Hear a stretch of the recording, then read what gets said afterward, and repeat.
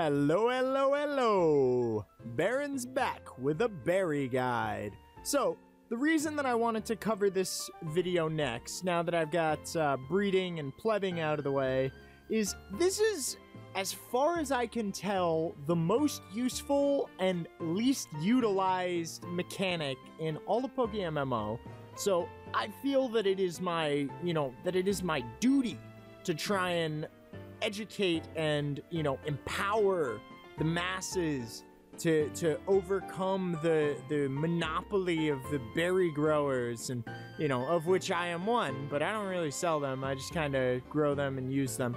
But, I mean, I guess I do sell them sometimes, but either way, this is a very simple thing. It's really not as complicated as it seems, and as it seemed when I first started, I was like, man, I don't know if I'm gonna be able to do this. I did it a couple times, I'm like, this is so easy. There's like no stress. You just do it when you log on, and then that's it. Set it and forget it. Literally, like, several hours pass, hit it with some water, then set it and forget it for several hours. It's really, it's not rocket science. This is berry farming. So, we are in Rustboro City, as you can see. We're just chilling out with a pillar of hats, rocking out. Thanks, Sir Oswald. And, yeah, so I will show you where the first berry plantation is. So, as we ride, I'll talk a little bit about this. Essentially, the first thing that you're going to need is right over in this building. You're going to talk to, I believe it's this girl that's blonde. I don't remember because, I have the bucket. But one of these women in here, I assume not the one at the counter, so one of these two, will have a Whalmer pail, which you can see is bound to my D key. And I will show you why that is so useful. But it saves you like 5 seconds per plant as you're watering. It doesn't seem like it saves you that much, but it does. It saves you like 4 lines of text. It's pretty substantial. So this girl here, she sells under harvesting tools. You can see she sells harvesting tools, so 250 a pop, and you need 1 per berry. And we're going to use those once our berries have harvested in order to turn our berries into seeds. And assuming that you don't screw up and let your berries go dry, or you flood them, or you forget about them for 16 hours and then come pick them, generally you will get more seeds than you planted. So that means that you'll be able to continually grow your berry operation. It's organic growth. And that means that you want to build up a base.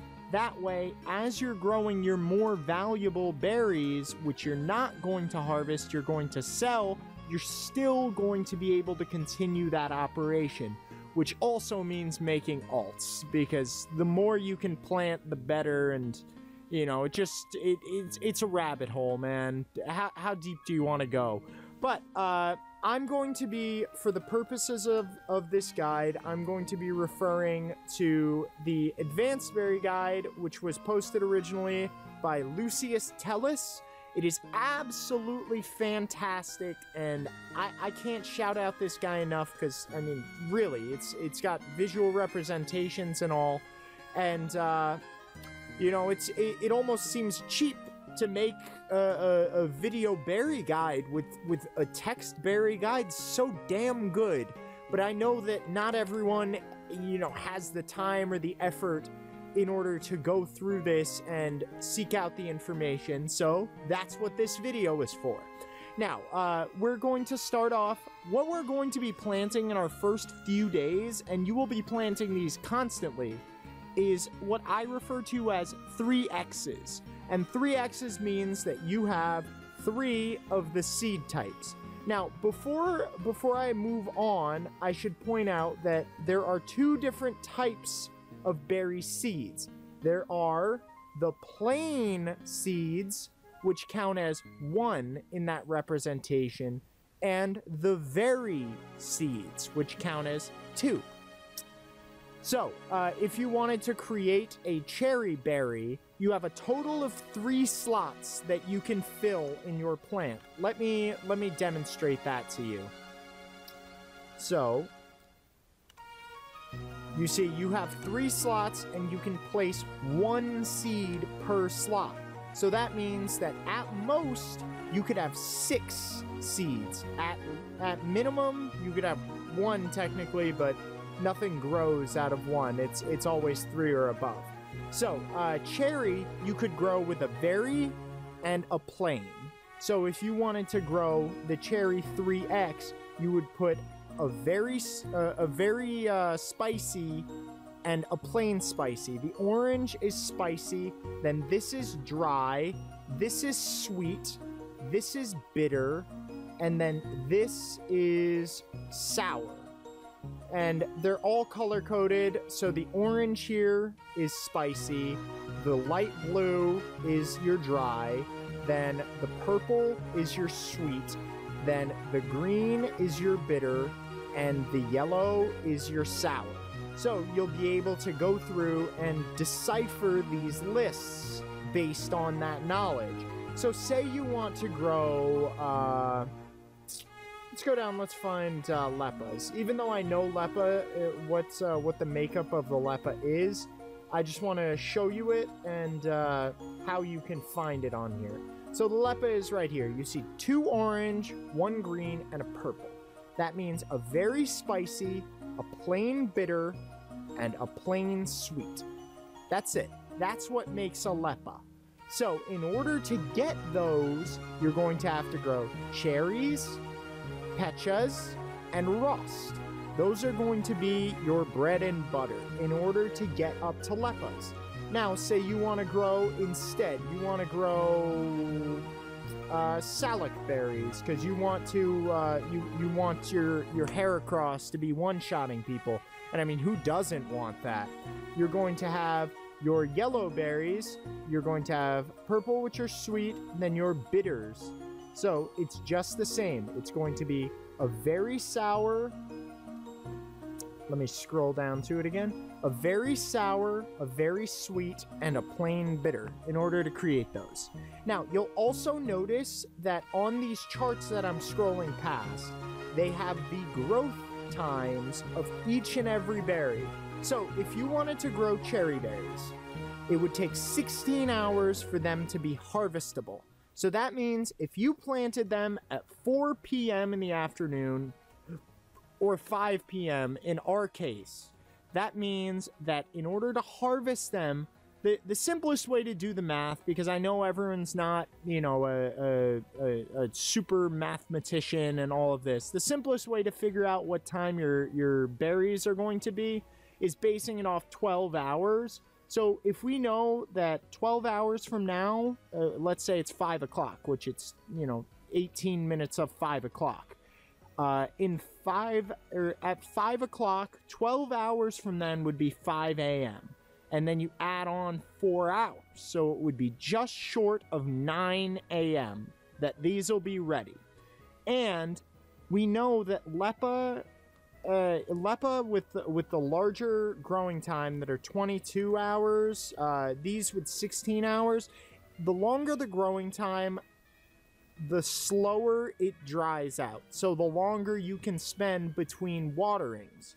Now, up above, there is a water indicator, which goes from completely dry, almost dry, moist, wet, wet, and almost flooded, which is where your berries will land most of the time when you've just watered them.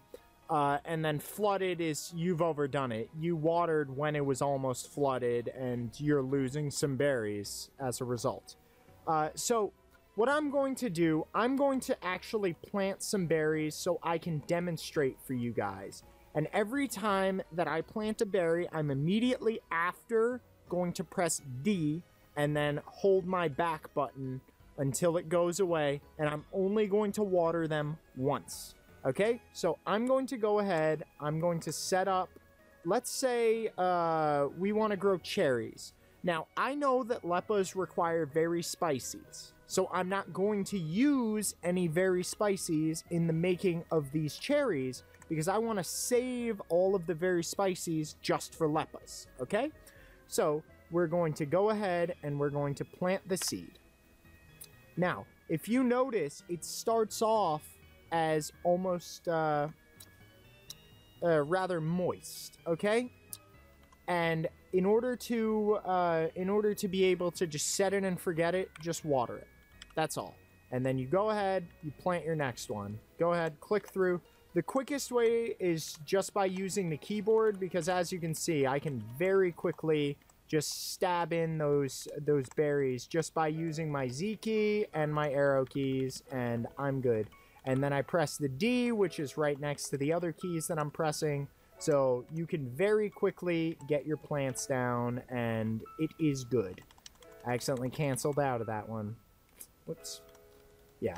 It's a very nice system. You know, you can very quickly just drop all your plants. And anyway, I'm going to plant the rest of these and then I'll restart the video and we're going to move on to our next location and plant our next berries.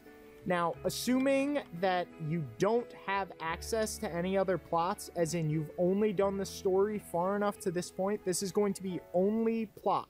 So I would say that you should split up those 11. You're going to be able to do about four plots per type, since you're going to need 3 total types of berries: the cherry, the pecha, and then the rost, in order to create leppas. That's our goal. Our goal is leppas currently. So you would split these up, maybe do 3, 3, or 3, 4, and 4, and then you would be able to use up your berry plants. However, if you have access to the other plants, which I will show you, there's no reason to not just split it up. Like, hey, this one is going to be cherries, then the next one's going to be pecha, and then the next one's going to be rust. Anyway, I'll see you guys in a moment. Alright, so as you can see, I've planted the rest of my berries up here. You can see that everything is watered as well, and they're all cherries. So the next location that we'll go to is Fortree, right up here, Fortree City. We're going to fly up, and let's go check out our next location. Now you'll have to hop off your bike, and we're just gonna sprint across this little tree fort village, whatever you'd call it. I guess Fortree, tree fort. They're very creative with their names, I guess. Just flip around what it actually is, and you'll be all right. So this is the second plot, very easy to get to. And as with the first one, we're going to fill it with just one type. So this time we're going to use our berries, and we're going to make our berries. So you see that a very bitter and a plain bitter creates a rost, just as that guide indicated, and just as I had mentioned earlier. Okay, so we're gonna go ahead, we're gonna fill this with just rost, and I will see you guys in a... Alright, so now, as you can see, all of my berries are planted, which means we can move on to the next location. And as I mentioned, all of these are rost. So, we're going to move on to our final location, which starts in Mawville. Okay? Let's go ahead. Now, normally, I won't use a repel, but just for the purposes of this video, so that I don't waste your time, you know, battling Tentacool or whatever, I'm going to go ahead and pop a repel, and then we're just going to get over there quickly. So we ride along the beach, ride along this fence, through all these bushes and all of that junk, and we're here. Look at that. And the repel just wore off. So here we have 6 plots, each with 2 spaces. Now, the first time you plant, you might not notice that, so be happy I'm here, I'm telling you. You know, that way you don't have this weird, awkward grow pattern where you have to pick like half the little plants and then you have to wait 5 minutes for the next ones. No. So we're going to be planting up down, and then move over, up, down, up, down, up, down, and up, down, and you're done. That's how we're going to be planting. And this time, we're going to be planting our sweets instead, because this time we're growing petchas. So let's refer to that guide, and I'll just show you what exactly I planted and how we know what I planted. I planted cherries because I had a very spicy equaling 2, and a bitter, or rather a spicy, which actually for my cherries I used only plain spices because I want to save my very spices for our lepa that we're going to be growing. Then we had the petcha, which we're going to be planting now, which you can grow either with 3 plain sweets or a very sweet and a plain sweet, and then our rost, which you can grow again either with a very bitter and a plain bitter or 3 plain bitters. So it's a pretty simple system once you get used to it. As you can see, we are growing petchas. You know, we're not being conned by the system, so it's good. You know, it's always good when things work as expected. So we're going to go ahead and plant those, and I will see you guys in a minute. All right, awesome. As you can see, we planted the last of our berries, those petcha. And now I'm going to go through a little bit of the actual, you know, inner workings of berry planting. So, anytime that you have at least 1 bubble missing, it's safe to water. So that means if you're at 4, it's safe to water. If you're at 3, it's safe to water. 2, it's safe to water. The only time you can't water is when it's full, like it is right now, because if you do that, you'll flood them, and you don't want that. You will lose yield. So, watering, it's approximately every 7 or 8 hours, because I believe that the time for drain rate from almost flooded is 12 hours. So that means essentially you can water every 7 or 8 hours very safely, and you'll be able to just have your plant grow during the night, and you'll be fine. So if you water right before you go to sleep, as I will, I'll probably be watering around 10:30, 11, which I'll have a little clip at that time. And then in the morning, I'll just harvest them and we'll be done. You know, there's no need to stress it. Literally, you just set it and forget it. There's no need to worry about how your berries are doing. Check in on them. There are no, you know, virulent strains. There are no locust infestations to worry about. Literally, just plant it, water it, done. That's it. And when you harvest them, generally these will grow, as indicated, 4 to 6 berries. So that means you'll be able to yield quite a few. So say we planted our 11, that means we're going to have a range from 44 cherry berries tomorrow morning to 66 cherry berries. The average is 55 because it's the middle of the range.